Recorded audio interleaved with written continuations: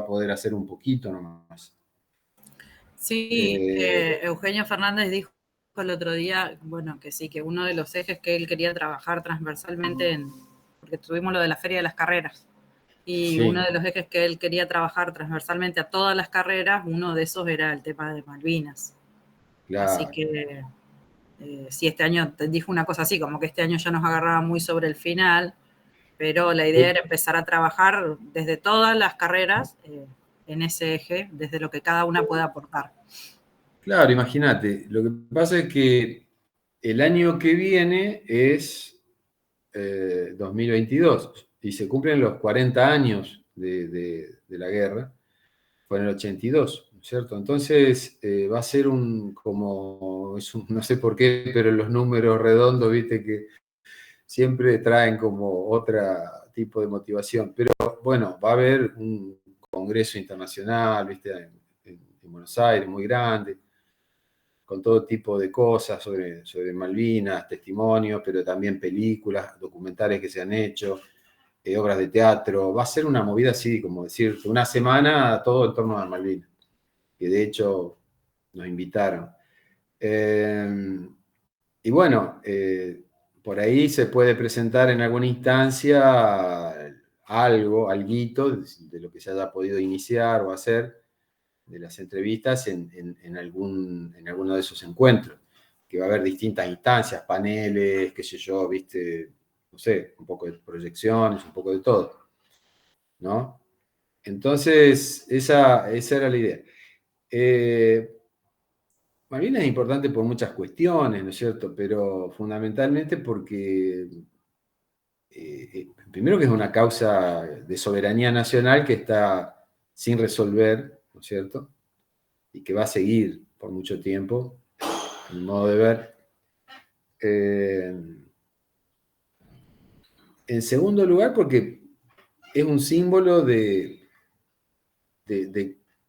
cuál es la situación real del país. O sea, Malvinas puso en evidencia, en primer lugar, para los propios militares que decidieron tomar las islas en la dictadura, con Galtieri, y que estaban totalmente equivocados en su idea de qué lugar ocupaban en el mundo. ¿Se entiende? O sea, yo siempre le digo que a veces, ¿no es cierto?, uno cree que sabe leer la realidad, que la lee correctamente, pero está en una burbuja de sentidos que por ahí ni siquiera los creamos nosotros mismos, ¿no? Vieron que los psicólogos sociales, ¿no? Mi amigo Lautaro, Soledad, etcétera, hablan de que uno es hablado en lugar de hablar, es pensado en lugar de pensar. O sea, nosotros creemos que pensamos, creemos que hablamos, creemos que decimos, creemos que opinamos, pero muchas veces somos hablados por otros, que son los que nos, de alguna manera, influyen de múltiples formas hoy en día, muy sutiles, para que nuestras opiniones o acciones vayan en un sentido o en otro. Bueno, los militares argentinos se llevaron un chasco terrible porque ellos pensaban que eran aliados de Estados Unidos, ¿no es cierto? Ellos pensaban que eran aliados de Estados Unidos porque primero porque habían sido parte del esquema pensado por Estados Unidos en su lucha global contra la Unión Soviética, ¿no es cierto?, y el bloque socialista. Ustedes saben que hubo todo un ciclo de golpes militares, ¿no? La doctrina de la seguridad nacional, que es una doctrina inventada por los norteamericanos, ¿no es cierto? Bueno, por los cerebros de militares y políticos y de inteligencia yanqui, ¿no es cierto? La doctrina de la seguridad nacional es lo que ellos le elaboraron para esa lucha global contra el comunismo, el socialismo y demás. Y en esa lucha, en esa doctrina, ¿qué decía? Algo que hace rato que establecieron. Lo estableció un presidente norteamericano a comienzo del siglo XIX, en 1823, aunque ni siquiera lo podía hacer cumplir en ese momento, que fue James Monroe. ¿Y qué es la doctrina Monroe, no? ¿Qué decía? América para los americanos, ¿sí? O sea, América, las dos Américas no significan lo mismo, ¿eh? La primera América es toda el hemisferio, ellos llaman hemisferio occidental. Cuando los yanquis dicen hemisferio occidental, es toda América, desde Alaska hasta la Antártida, ¿no? Para ellos eso es el hemisferio occidental. Bueno, América para los americanos, es decir, toda América, todo el hemisferio occidental, para nosotros los yanquis. Eso quiso decir James Monroe. ¿Por qué? Porque algunas potencias europeas tenían ambiciones para volver a instalarse, sobre todo Francia, por ejemplo, en América Latina con colonias, como fue el caso del intento de Francia de instalar a Maximiliano, un rey, en México, ¿no? Que hasta con un ejército y todo, desembarcaron en México y todo. Bueno, los mexicanos los pelearon, los terminaron derrotando y a Maximiliano lo terminaron fusilando en México, al que los franceses querían coronar como rey de México, que iba a ser una especie de colonia francesa en México y el Caribe. Entonces, como Europa, algunas potencias europeas querían volver a meterse en América con colonias, Estados Unidos, que ya había completado su expansión hacia la costa del Pacífico y ahora estaba mirando para el Caribe y para el sur, dijo, no, hay que pararle la mano a los tipos de todo porque América nos la reservamos para nosotros. Entonces, Monroe hizo esa declaración. En ese momento, Monroe, Estados Unidos no tenía el poder para hacer cumplir eso, pero los tipos ya tenían el designio de que tenían que expandirse hacia el sur, ¿sí? Empezando por el Caribe, la isla de Cuba, que siempre fue para ellos muy estratégica, siempre, y México, ¿no? Entonces, la doctrina de la seguridad nacional, que fue en el siglo XX, ¿no es cierto?, fue muy posterior, retoma en un contexto diferente de guerra ideológica, política del bloque capitalista con el bloque socialista, y dice, ¿y qué dicen? Bueno, Cuba ya está, no lo podemos solucionar, bueno, entonces la bloqueamos, ¿no es cierto? Ya la revolución cubana había ocurrido en el 59. Pero no podemos permitir, ¿no? Como dice la canción de Silvio Rodríguez para Nicaragua. Los yanquis dicen, no podemos permitir que la hierba crezca dentro del continente. ¿Sí? O sea, que haya un gobierno socialista o que no esté alineado con Estados Unidos en la parte continental. Cuba es una isla, la podemos tener bloqueada, muertos de hambre, pero no podemos permitir que haya un régimen similar, que en Venezuela, en Colombia, en Brasil o en Argentina. Entonces, cuando llega el gobierno Salvador Allende en Chile, producto de un socialista, llega por elecciones democráticas, ¿no es cierto? Un proceso democrático, pero bueno, empieza una política de nacionalización, etcétera, etcétera. ¿Qué pasa? Estados Unidos lo tumba con Pinochet, ¿cierto? Inmediatamente lo derriba.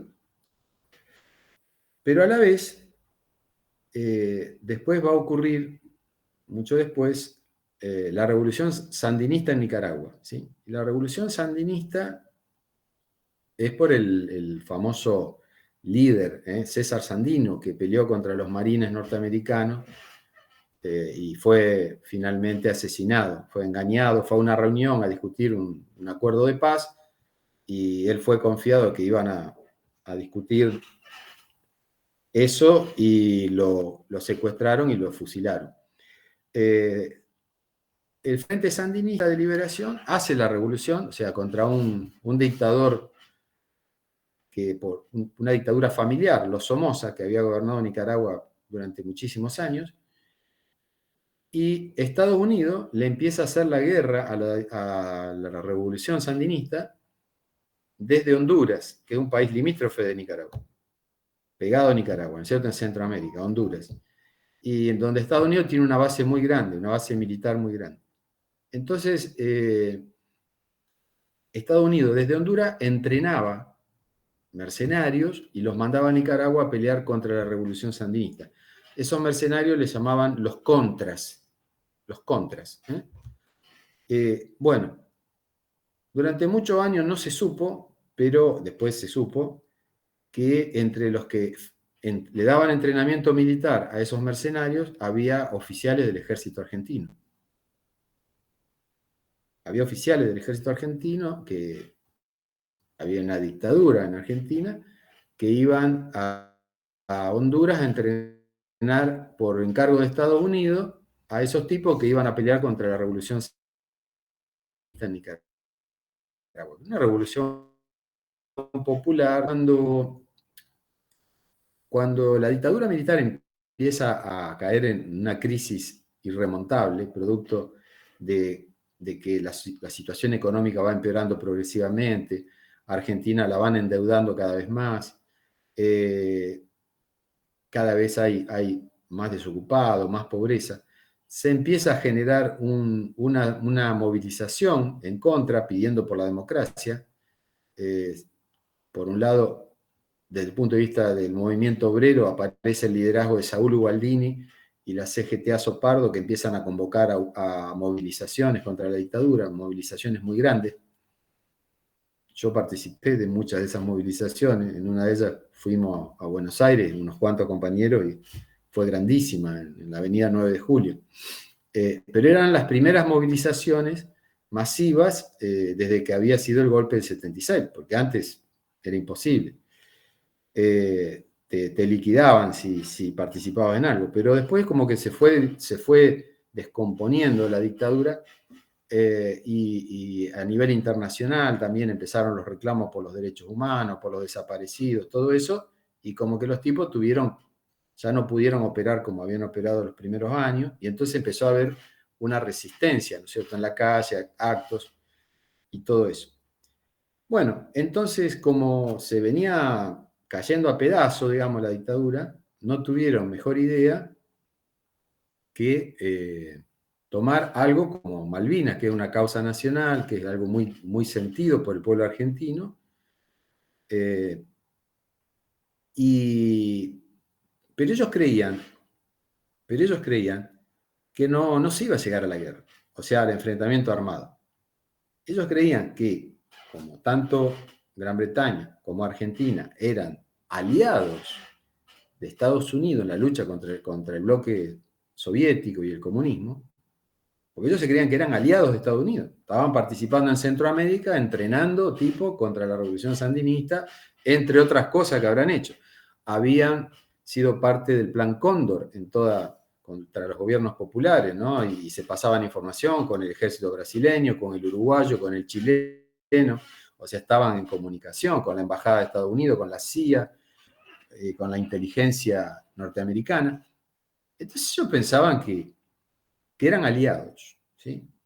Y que Estados Unidos iba a interceder. Y entonces, como indudablemente Estados Unidos no iba a querer un conflicto entre dos de sus aliados importantes en el mundo. Entonces, pensaron que no se iba a llegar a la guerra.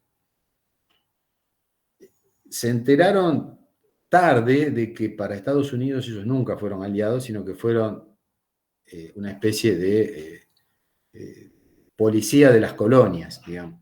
¿Vieron? Como tenían los ingleses en las colonias, policía colonial.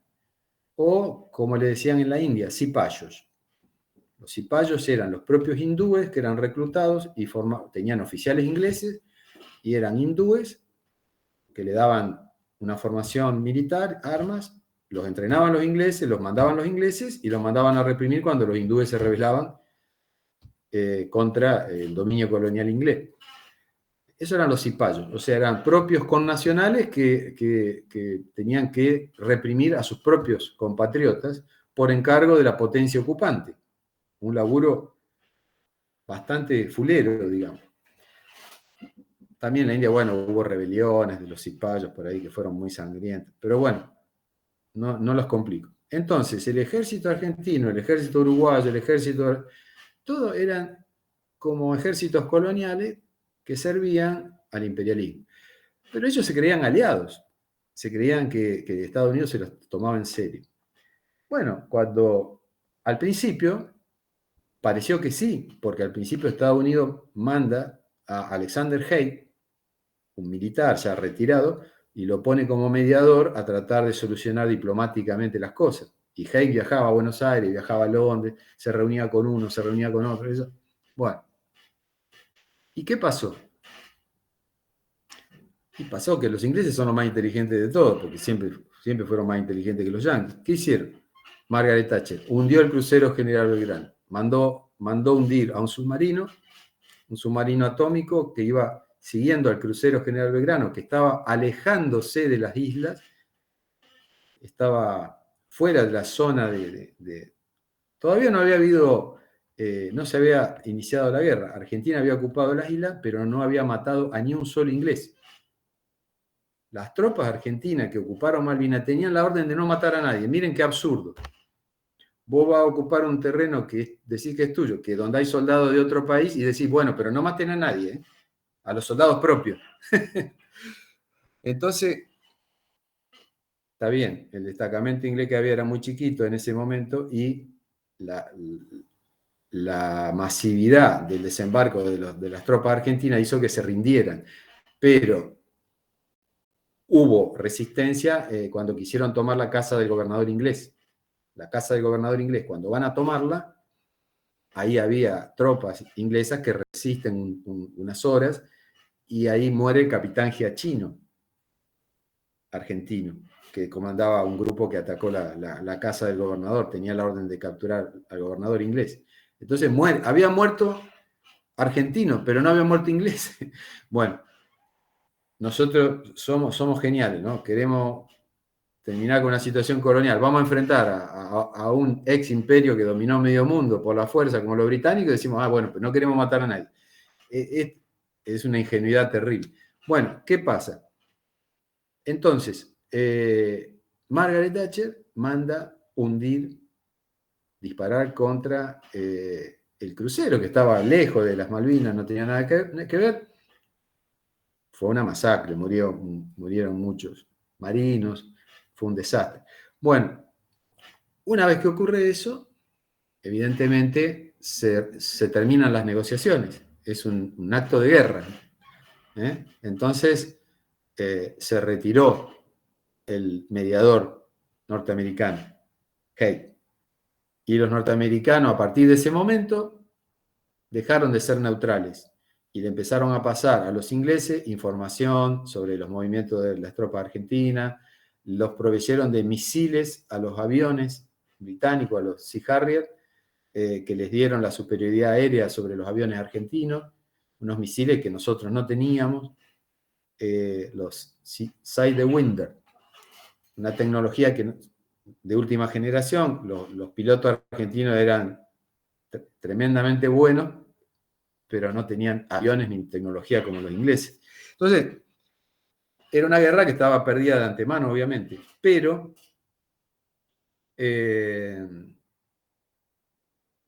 de todas maneras, lo que yo quiero resaltar es esto.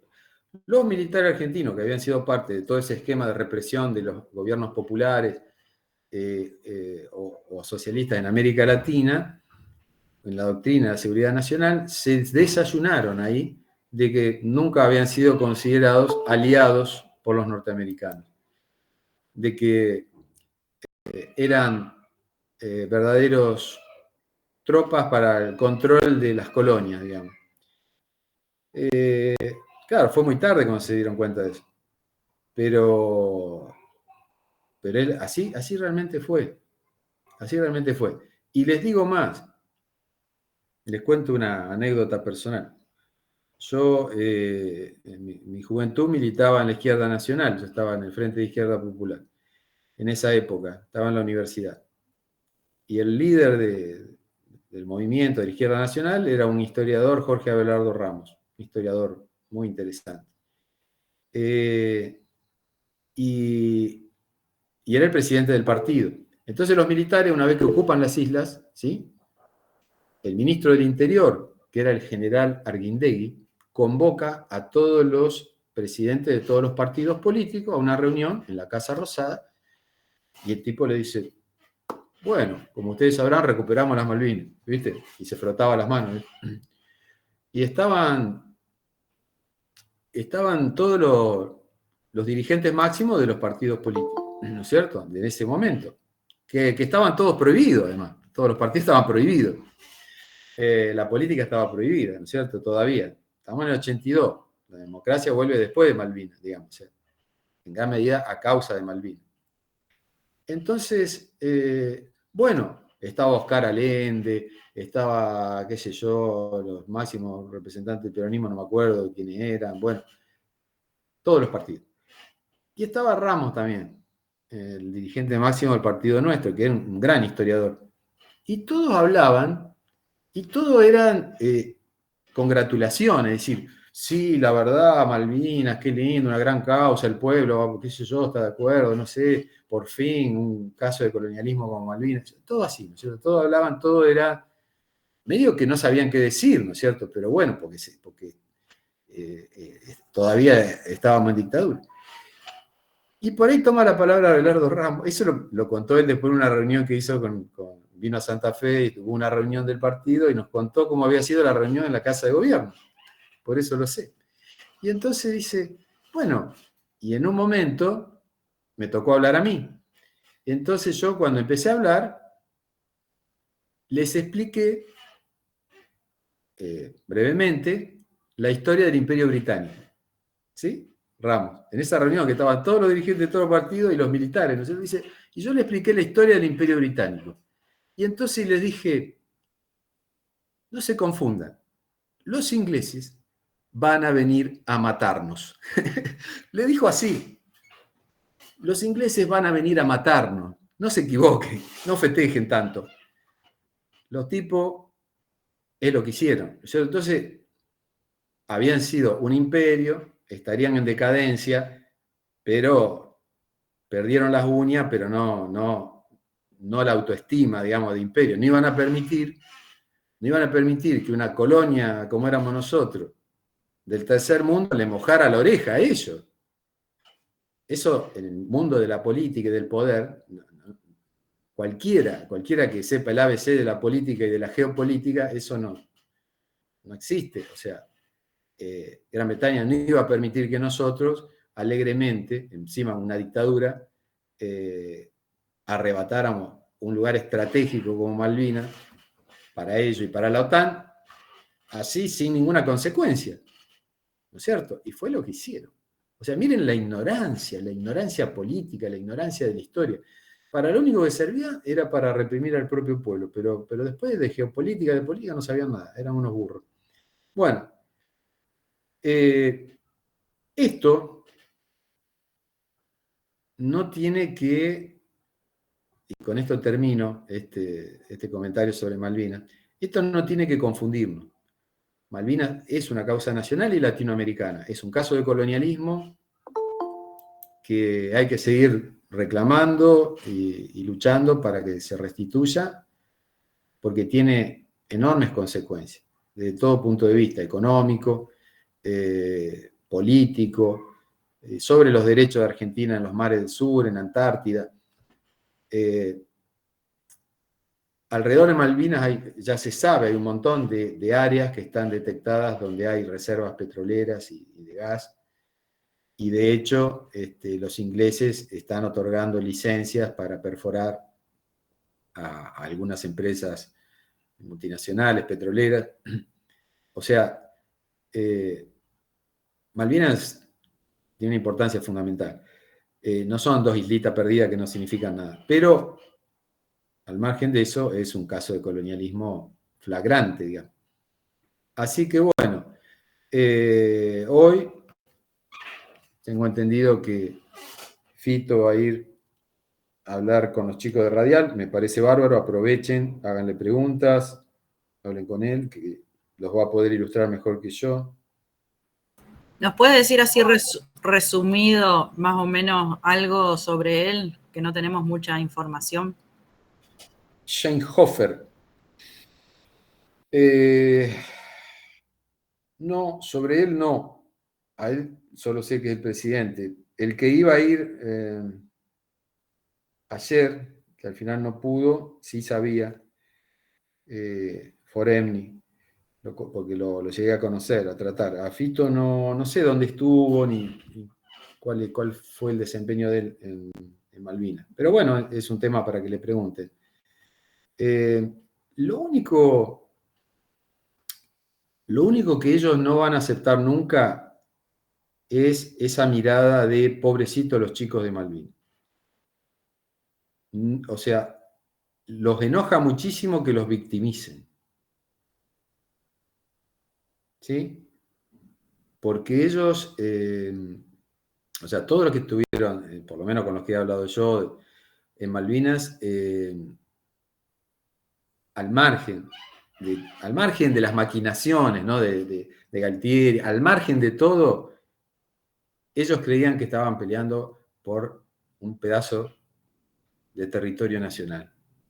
Y en ese momento estaban orgullosos de hacerlo. Entonces, se ofenden mucho cuando desde ciertos lugares, viste, se los toma como pobrecitos los chicos, porque ellos, al margen de todo, eran eran patriotas, digamos, tenían un sentimiento patriótico, ¿no? Y estaban orgullosos de eso. Y es más, muchos de ellos tuvieron problemas a la vuelta, psicológicos, porque ante la derrota interpretaron o se culpabilizaban y pensaban que no habían sido suficientemente buenos en la defensa de nuestros derechos. Entonces, porque como que eso también es lo que le hicieron sentir antes de venir.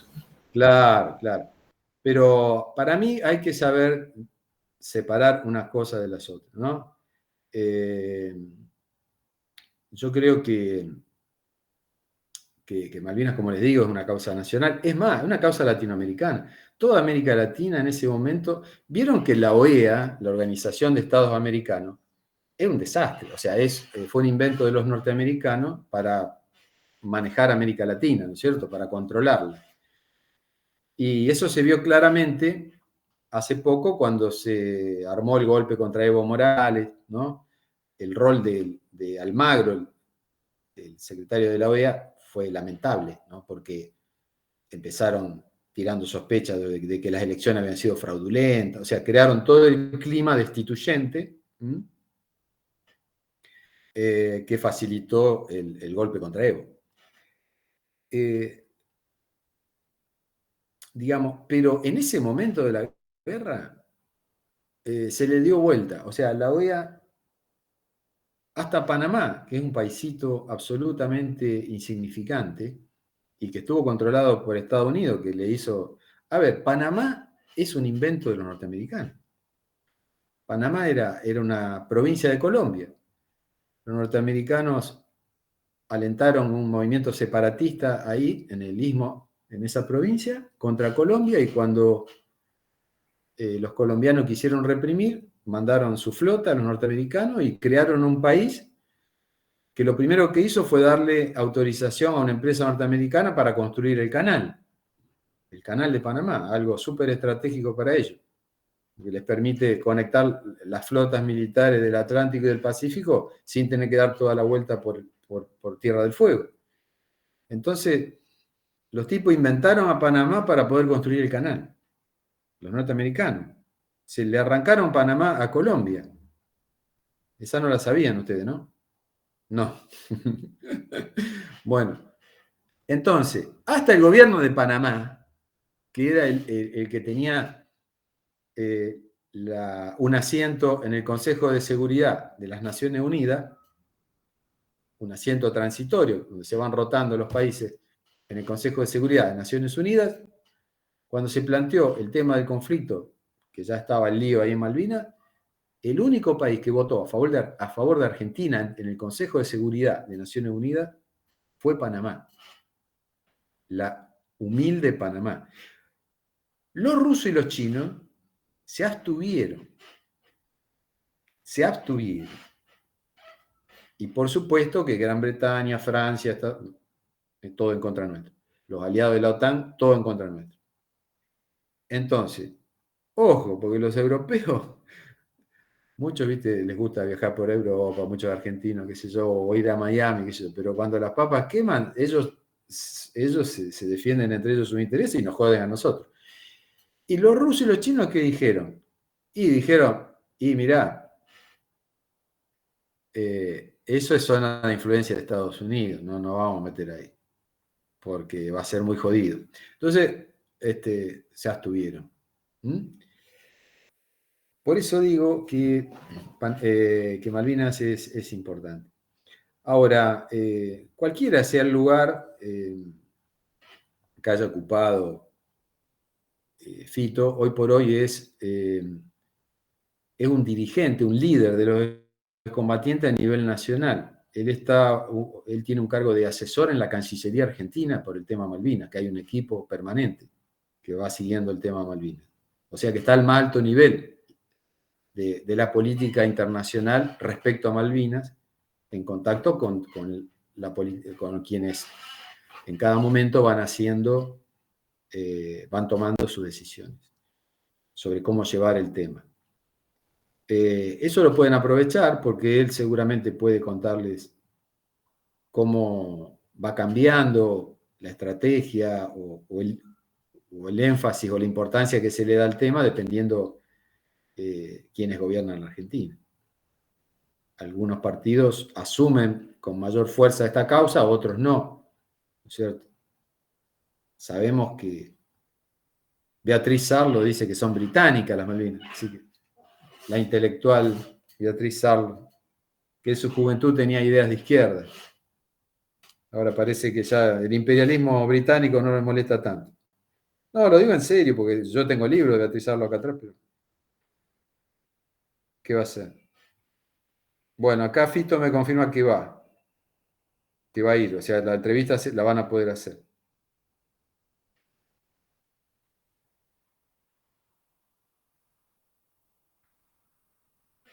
Buenísimo.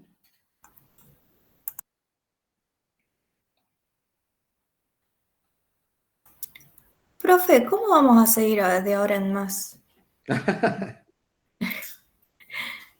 ¿En qué aspecto? ¿Con Malvinas, con los británicos? No, con las clases. Las clases se terminaron. Tenía un Ajá. poquitito de paciencia y ya estoy como...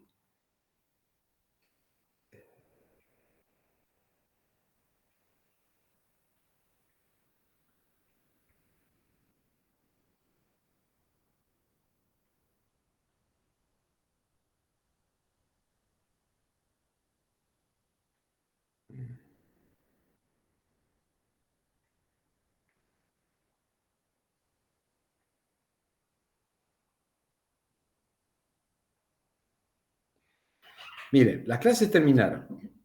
En algunos casos ya tengo claro, por los trabajos que fueron realizando, el tema de la nota final de la mayoría de ustedes. Pero eso se lo voy a dar a cada uno de ustedes por el correo individual, ¿sí? La nota final, ¿sí? De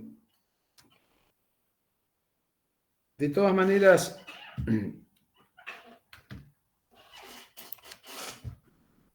me quedé con alguna preocupación del último trabajo, porque yo creía que después de todo el año, de todos los textos que habíamos estado trabajando, de autores, bueno, por lo menos a mí me parece que son bastante interesantes y creía que eran suficientemente claros en algunas cuestiones, pero vi como que se reiteraron, no voy a hacer nombres, pero que se reiteraron algunas situaciones de opiniones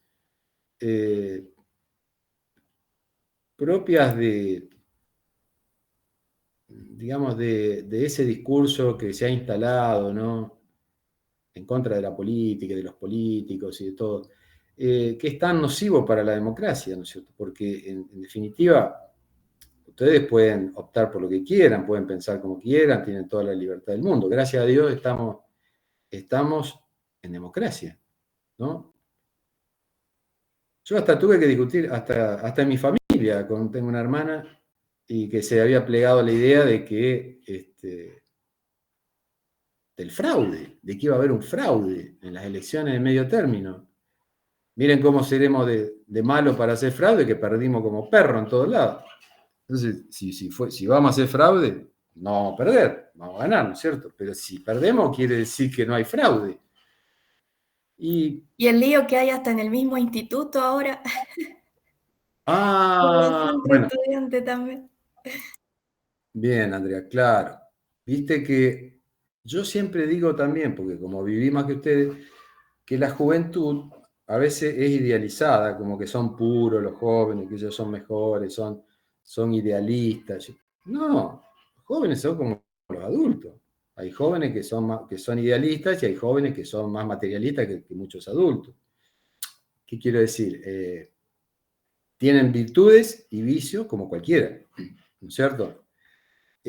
Porque yo lo viví en la política universitaria, lo vivía todas las tramoyas y matufias que se hacen en la política, digamos, de los partidos políticos, en las elecciones de los centros de estudiantes ocurren, todas.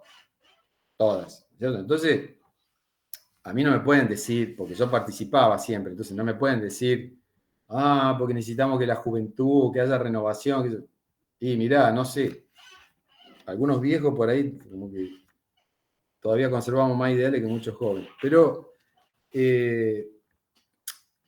bueno, no estoy al tanto, les aclaro, no estoy al tanto de los detalles, de lo que pasó, no me he ocupado ni nada de eso porque estaba demasiado ocupado con otras cosas.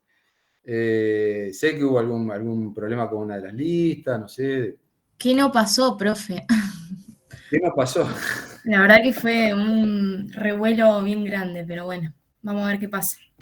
Sí, encima un revuelo muy grande para hacer que hay únicamente 2 listas, entonces como que no tenés muchas opciones.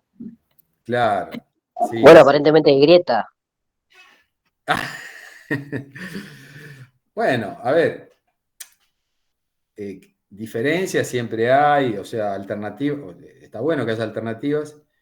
Durante muchos años en el instituto no se pudo formar el centro de estudiantes, o sea, no había centro de estudiantes, ¿no? Miren ustedes que después, bueno, apenas si a gata se podía formar una lista, conseguir gente con ganas de hacer algo como para armar una lista, o sea que no había obviamente competencia porque había una sola lista, y ahora como que de a poco, bueno, resurgió el hecho de que haya 2 líneas, 2 listas, y a mí me parece bueno, porque nosotros somos, todos ustedes ya son adultos, somos una institución de gente adulta, una institución educativa, y la política es una parte central de la vida de las instituciones. Todas las instituciones están atravesadas por la política, hasta una biblioteca popular. Es decir, porque en todas las instituciones hay intereses en juego, hay ambiciones, ¿no?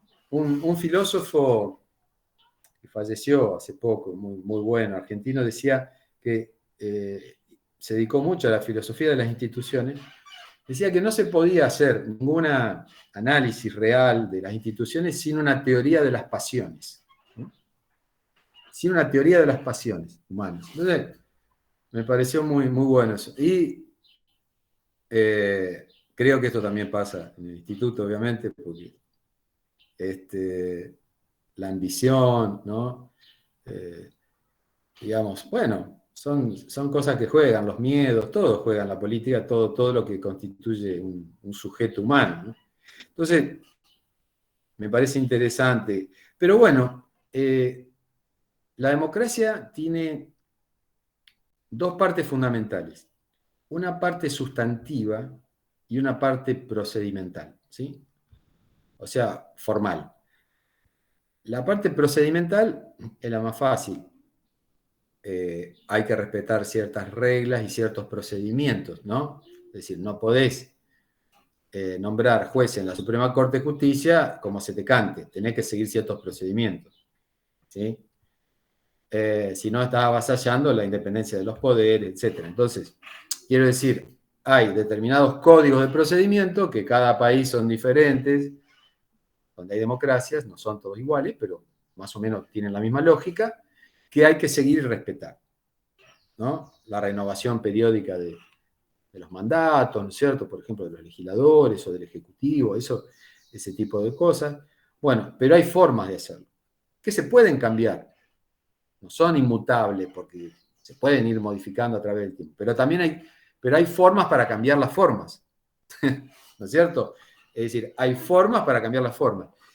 Por ejemplo, en Chile, ahora están reformando, todavía no, están escribiendo un borrador que se va a discutir de una futura Constitución Nacional. O sea, están en Chile por cambiar las formas de entender la democracia y las instituciones democráticas y cómo se van a repartir, digamos, las atribuciones, los diferentes poderes, cómo se van a elegir. Todo eso está en discusión en estos momentos en Chile. Es un momento, como dicen algunos, refundacional. Muy importante. No se sabe cómo va a salir, por supuesto. Está todo en discusión. Pero bueno, para eso tuvo que haber un estallido terrible. Entonces, está la parte procedimental y está la parte sustantiva. Y la parte sustantiva tiene que ver con la cultura, tiene que ver con los valores y con las convicciones. ¿Sí? Es decir, no puede haber una democracia si no hay sujetos que íntimamente adhieren a valores democráticos. ¿Sí? O sea, que personalmente adhieren a valores democráticos. Porque nosotros vemos que hay muchas personas que por ahí juegan el juego de la democracia hasta donde, y por ahí lo burlan, pero que seguramente no tienen convicciones democráticas. Eso se puede percibir, hay muchos ejemplos, ¿no? Por ejemplo, Bolsonaro en Brasil no es un tipo democrático, es un fascista, pero el tipo no puede, o sea, el tipo transgrede muchas normas de la democracia, de las formas de la política establecidas en Brasil, pero no puede violarlas todas. No puede, no tiene tanto poder porque ya se transformaría en un dictador, ¿no es cierto? Entonces, si bien algunas de los procedimientos democráticos no los respeta o los agrede constantemente, otro lo tiene que respetar, ¿cierto? Entonces, por ejemplo, ahora una comisión del Senado lo investigó por violación como culpable de violar, digamos, derechos humanos fundamentales, como habiendo cometido un genocidio por la gestión de la pandemia, ¿no es cierto? Como genocida a Bolsonaro, una comisión del Senado de investigadores, ¿sí? Y el dictamen ya salió y lo entregaron al fiscal general de Brasil. Y el dictamen es lapidario, o sea, todas las conductas de Bolsonaro y de su gobierno fueron negar la pandemia, negar la importancia de la vacunación, demorar la compra de las vacunas, propiciar que la gente no usara barbijo, que no hubiera distanciamiento social. O sea, todo lo que hizo fue causa de miles y miles de muertes en Brasil, ¿no? Y entonces ahora lo van a juzgar. En Brasil no sé, porque por ahí frenan el proceso, pero también ese informe va a ir al Tribunal Internacional de La Haya, y ahí sí lo van a juzgar, y lo van a condenar, estoy seguro, a Bolsonaro, en el Tribunal Penal Internacional de La Haya, ¿no? Donde se juzgan criminales de guerra de todo el mundo. Entonces, ¿qué quiero decir con esto? Que la democracia tiene aspectos formales y aspectos sustanciales o sustantivos, ¿sí? No sé si entienden la diferencia, ¿no es cierto? Nosotros, durante mucho tiempo en Argentina, el liberalismo argentino, la derecha argentina, era electoralmente impotente, digamos. O sea, no podían ganar elecciones. ¿Sí? O sea, después que apareció Hipólito Yrigoyen y creó el Partido Radical, los conservadores liberales no pudieron ganar más una elección. Entonces, ¿qué hicieron? Tuvieron que hacer fraudes o golpes de Estado, ¿no? Pero desde un tiempo a esta parte, la derecha argentina demostró que puede ganar elecciones. Pero son los mismos que apoyaron las dictaduras. Entonces, ¿cómo es el asunto? ¿Cómo es el asunto, no? Es bastante complicada la situación. O sea, juegan el juego democrático porque ahora les encontraron la forma de poder ganar y de poder llegar al poder por esa vía, pero no creen en la democracia, no son democráticos, ¿no? Lo demostraron y lo demuestran muchas veces, pero bueno, es con lo que tenemos que lidiar en este país ahora, como los brasileños tendrán que lidiar con la derecha de Brasil. ¿Qué piensan ustedes de todo esto, de estas? A ver, por ejemplo, a lo mejor algunos se enoja o alguna. Milei fue asesor del general Bussi. Milei fue asesor del general Bussi. El general Bussi estuvo a cargo del operativo Independencia en Tucumán. Hubo una matanza en Tucumán en la época de la dictadura, una represión terrible. Domingo Bussi, el general Domingo Bussi. ¿Qué piensan ustedes de ese tipo de discurso político, por ejemplo, el de Javier Milei? Es fuerte. Sí, es muy bueno, mediático también. Pero yo digo, a ver, pero ¿se pusieron a pensar si lo que dice tiene algún fundamento en la realidad o es nada más que buscar el impacto y agredir, ¿no es cierto?, para marcar un nosotros y un ellos, como para polarizar, ¿no?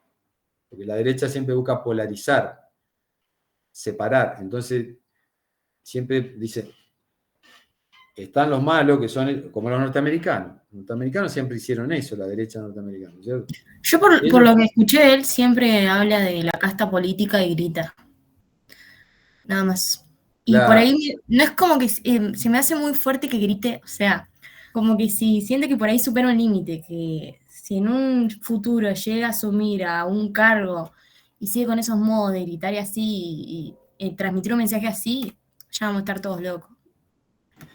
A mí, más fuerte que lo que diga Milei, se me hace mucho más fuerte de tolerar los periodistas que están enfrente, que le permiten que el tipo hable de esa manera en el canal de televisión y no fagocitan que el tipo se saque. ¿Y qué reflexión te merece eso? ¿Por qué será que esos periodistas le permiten? Porque, a ver, Pilar, Porque eso es lo que llama la atención, profe, a ellos, o sea, la gente se prende a eso, a lo mediático. O sea, se prende a cómo Milei va a reaccionar, o qué va a decir, o va a faltar el respeto a alguna candidata. O sea, a esas cosas se prende la gente, más allá de lo político, obviamente.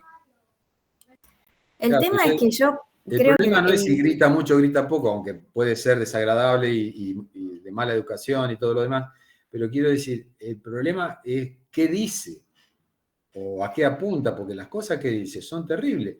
A ver, y ahí por ahí me parece que no se le tiene que escapar el fondo. Por ejemplo, porque él dice que cerraría el Banco Central. ¿Ustedes saben cuál es la función del Banco Central? El Banco Central, ¿cuál es la función del Banco Central en los países? En todos los países, no solo acá. Hasta en la Unión Europea hay un Banco Central Europeo. ¿Cuál es la función? Nosotros, durante mucho tiempo, el Banco Central de Argentina era de capitales privados británicos y de la oligarquía. O sea, no era estatal, sino que estaba privatizado. Entonces, el Banco Central es el que por ley tiene que cuidar de alguna forma la moneda, ¿no?, y la economía nacional, y tiene atribuciones como, por ejemplo, bueno, fijar el tipo de cambio, o sea, el valor que tiene tu moneda en relación a otras monedas. Bueno, No pero sobre eso el es lo que dólar. lo conlleva él, porque él es economista. Para mí es un payaso más que economista.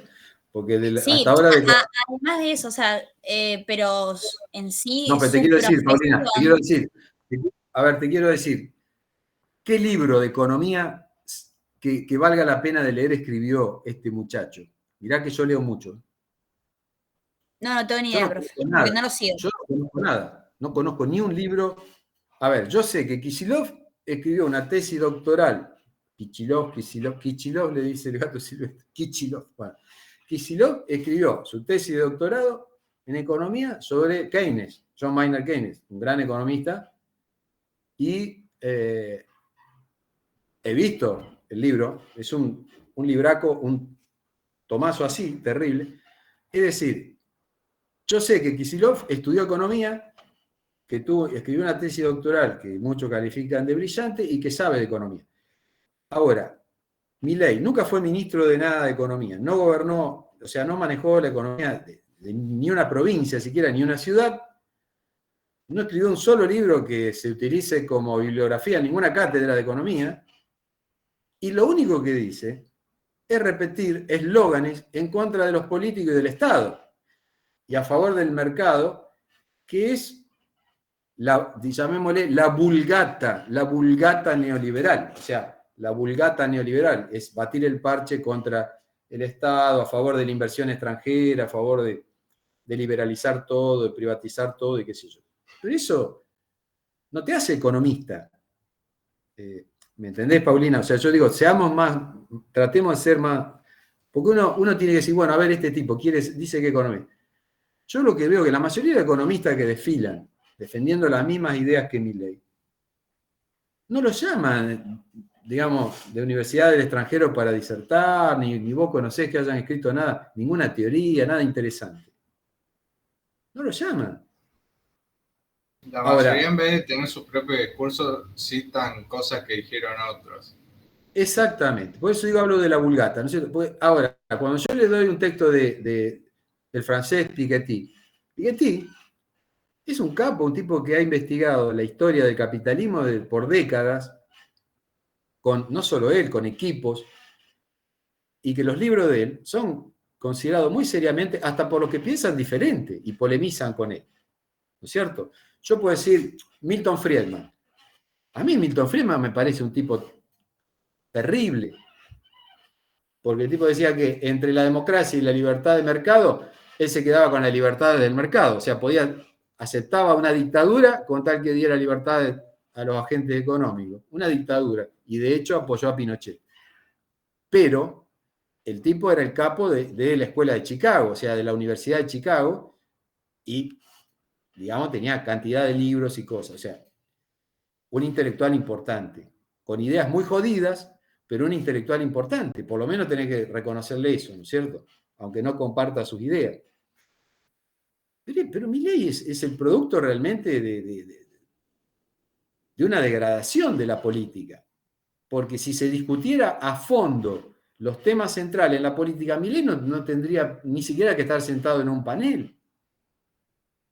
Hay otros que yo les reconozco, son liberales, pero yo les reconozco que pueden sentarse y expresar su idea más o menos con algún fundamento. Pero me parece verdaderamente payasesco lo de Milei. Ahora, no entiendo que haya un sector de los jóvenes que lo vea como algo, qué sé yo, como algo que pueda tener algún valor positivo. Pero bueno. Lo que pasa es que se asocia el tema del liberalismo con la palabra libertad, mal asociada.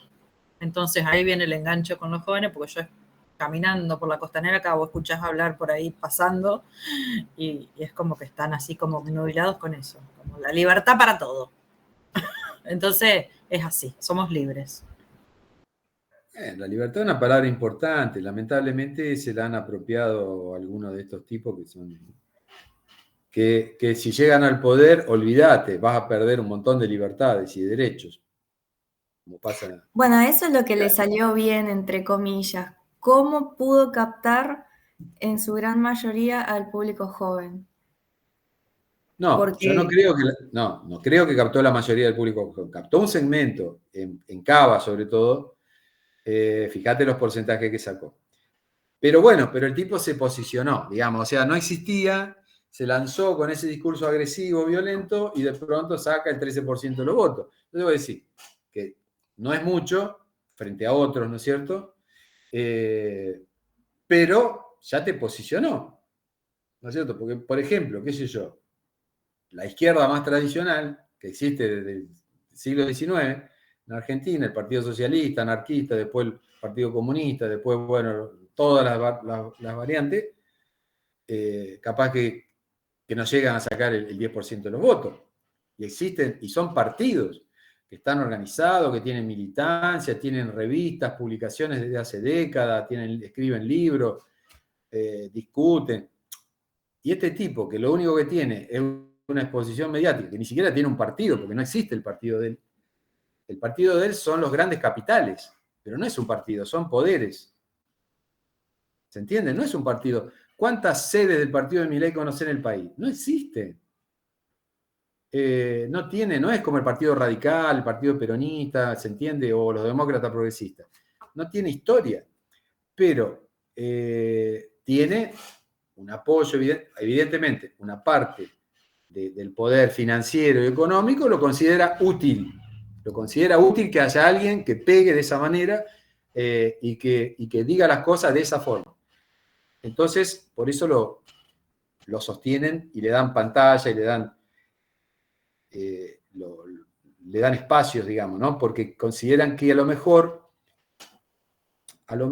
él, digamos, con ese discurso violento puede, de alguna manera, erosionar la imagen o desprestigiar de otros políticos serios, de sectores que tienen posiciones más populares o cosas así. Yo creo que en cierta medida viene a ocupar el lugar que deja Elisa Carrió en la política, de denunciadora serial. Así, sin argumentos, sin fundamento, para la tele y para la discusión y el debate público de gente en la casa. Pero no violento. No, exacerbado y adaptado a lo que es hoy la sociedad, a lo que son las redes, a lo que es todo. O sea, el anonimato que se ve de agresividad en las redes, la gente encuentra que hay un tipo en la televisión que dice las barbaridades que se le ocurra, que nadie lo filtra, y que da la cara encima. Porque se lo está diciendo en la cara. Son las mismas cosas que esa gente pone en las redes cuando discute con alguien. Porque, digamos la verdad, es lo que pasa. Mira, a mí me tocó protagonizar la discusión por la 125 en el año 2008. Yo era asesor y se dio de Agustín Rossi, y se dio la discusión con la mesa de enlace, Sociedad Rural, con INAGRO, todo eso, ¿no es cierto? Y bueno, mucha gente me conocía y mucha gente, incluso por la docencia o por la política, y yo defendía el proyecto de ley, defendía las posiciones del gobierno, pero trataba de dar argumentos, ¿sí? O sea, le explicaba los argumentos. Y del otro lado lo único que me decían eran insultos. Insultos y agravios. Yo decía, bueno, pero dame un argumento, dame una razón, dame números, qué sé yo. Estamos hablando de exportaciones, de lo que provoca la soja, de la política impositiva. Háblame de algo real y donde podamos, o sea, marquemos una cancha, digamos, decir, un terreno donde podamos discutir sobre cosas, porque primero tenés que coincidir en que querés discutir. Ahora, si de un lado vos tratás de argumentar y del otro lado, viste, te tiran piedrazos, qué sé yo, balazo y demás, bueno, o huevazo, eso no es una discusión política. ¿Se entiende? Estás clausurando la discusión. Yo creo que Milei no quiere discutir con nadie, él no discute con nadie. Porque para discutir tenés que partir de un mínimo respeto, de una escucha, tenés que permitir que el otro exprese sus argumentos. Y el tipo lo primero que hace es insultarte.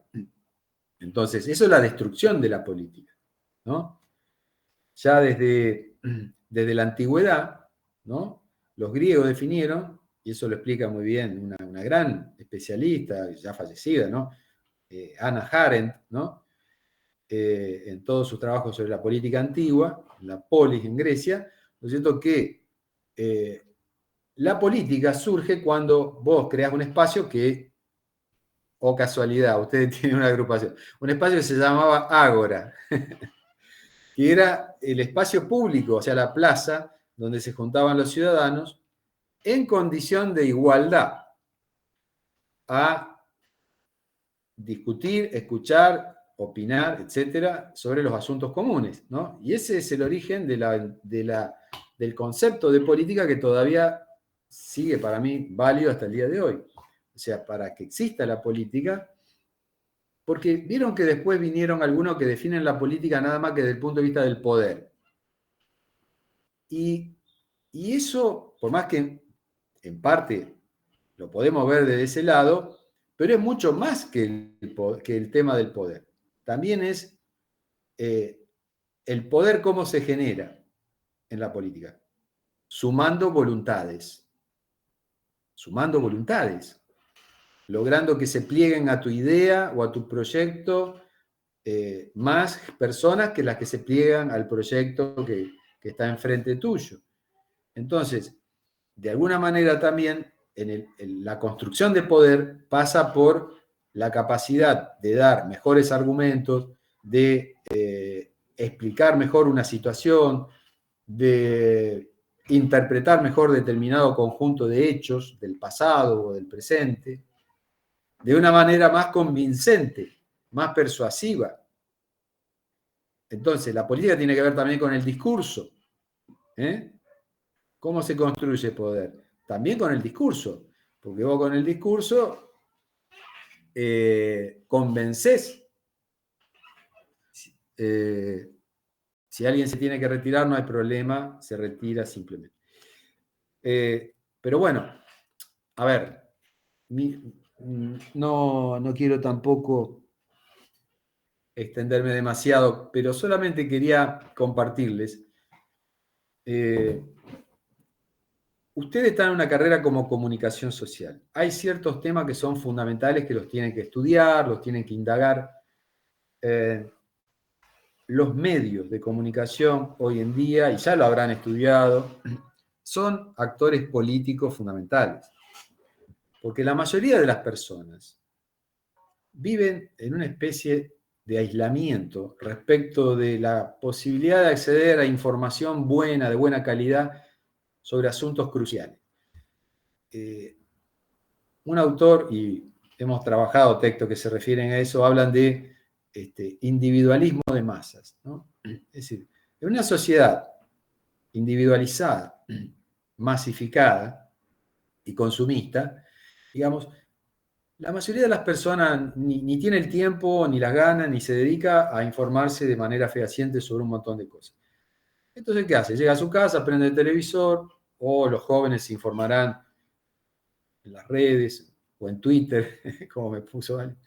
Bueno, pero los medios son empresas y de alguna manera el periodismo no es neutral de ninguna forma, sino que también juega y responde a los intereses de las empresas, de los dueños de las empresas. Entonces, esto es algo muy básico, ¿no es cierto? Pero lo deberían tener bien en claro. Entonces, uno tiene que tener siempre una segunda lectura. Uno tiene que mirar las columnas de opinión de los periodistas, sean del medio que sean, o lo que escriben en los medios gráficos, y tiene que hacer una primera lectura, y después una segunda lectura, y decir, bueno, pero este tipo, a ver, ¿por qué dice esto? ¿A quién responde? ¿A quién favorece y a quién perjudica que diga o que escriba esto? ¿No? O sea, tiene que ejercer la sospecha en el buen sentido, en el sentido del pensamiento crítico, ¿no? Y entonces, por ahí te vas a dar cuenta de que responden a intereses y son parte de operaciones que a veces, o sea, que defiendan ciertas ideas o ciertos intereses, es legítimo, pero a veces son operaciones sucias, son operaciones que buscan agraviar, afectar el buen nombre de otras personas. Eso ya es más jodido, ¿no?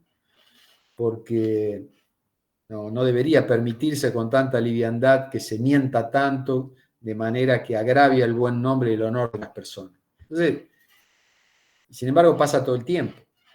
Está pasando muchísimo, ¿no es cierto? Las mentiras, ¿no? Todo eso. Entonces, yo creo que el periodismo, un gran pensador francés, Baudrillard, ¿no? Escribió un libro donde decía: se ha consumado el crimen perfecto, se asesinó la verdad.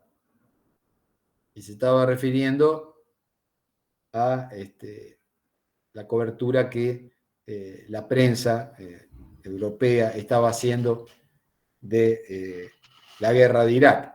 Entonces, quiero decir, ustedes van a ser comunicadores sociales, lo cual es una carrera hermosa, pero van a tener que ser conscientes de esta problemática y tener un sentido de responsabilidad, ¿no? Ustedes son responsables también de qué es lo que le transmiten a la sociedad y no hacerse eco de cualquier cosa, sino tratar de, a veces es difícil, pero bueno, tratar de chequear las cosas y de ser honestos con lo que hacen, digamos. No prestarse a ese tipo de juegos. Por supuesto, un periodista honesto e íntegro, por ahí tiene que pagar costos, ¿no? Eso ya lo sabemos en ciertos contextos. Pero con el tiempo, esas voces que tienen sus posicionamientos, que tienen sus ideas, su ideología, pero que son honestas, no hacen juego sucio ni periodismo de guerra, yo creo que la gente se termina dando cuenta y se lo termina y lo termina capitalizando, digamos, de alguna manera, porque hay algo que no tiene precio. La dignidad de una persona no tiene precio. Ser un periodista digno es algo extraordinario. O sea, y que uno sepa que lo que hace lo hace dignamente y sin tratar de dañar a las personas, sino por el bien común de la sociedad, es una cosa que te tiene que permitir vivir con la conciencia tranquila y muy feliz. Entonces, a lo mejor ganas menos dinero, ¿no? O no estás en un horario tan central, en algún lado. Pero bueno, pero sos digno. Eso no se paga con nada. Pero bueno, también están los otros que no le importa es un cuerno, ¿no es cierto? Y lo único que le interesa es hacer dinero. Pero espero que no haya ninguno de esos entre ustedes. ¿No? Bueno, chicos. Entonces, se terminaron las clases. Yo les voy a mandar a cada uno de ustedes la evaluación final de la situación de ustedes y la nota, posiblemente esta noche no voy a poder porque tengo una reunión, pero mañana ya lo voy a estar poniendo la nota a ustedes y comunicándosela. Y bueno, y veremos si hay alguien alguno de ustedes que no alcanzó a promocionar, cómo podemos seguir la historia. Pero... ¿El año que viene, profe, lo vemos de nuevo?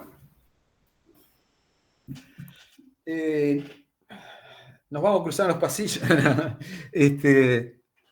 No, yo no, en tercero no estoy. Pero bueno, pero si los puedo ser de utilidad en alguna cosa, siempre pueden contar conmigo. Para lo que sea, aunque sea una consulta para un trabajo que estén haciendo sobre algún tema que yo pueda darles una idea, para algún trabajo de alguna materia, lo que sea, pueden contar conmigo, me llaman, me escriben.